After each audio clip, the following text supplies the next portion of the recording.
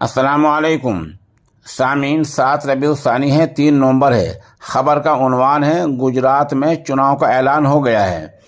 आपको बता दें कि गुजरात में 182 असम्बली सीटें हैं, जिनमें 1 दिसंबर और 5 दिसंबर को वोटिंग होगी और हिमाचल के साथ ही 8 दिसंबर को नतीजे का ऐलान हो जाएगा।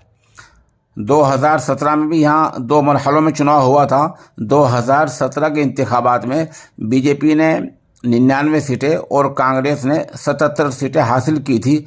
दूसरी पार्टियों के खातों में 6 सीटें गई थी। उस वक्त में कांग्रेस को 42% और बीजेपी को 50% वोट हासिल हुए थे।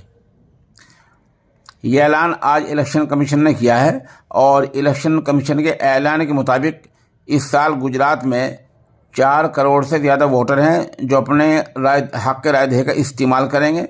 इनमें 3,24,422 नए वोटर हैं जो लोग ये 2 मरहलों में होंगे, और इसमें जो लोग कोरोना से मुतासिर हैं, कोरोना के बीमार हैं, वो अपने घर से भी वोट डाल सकते हैं।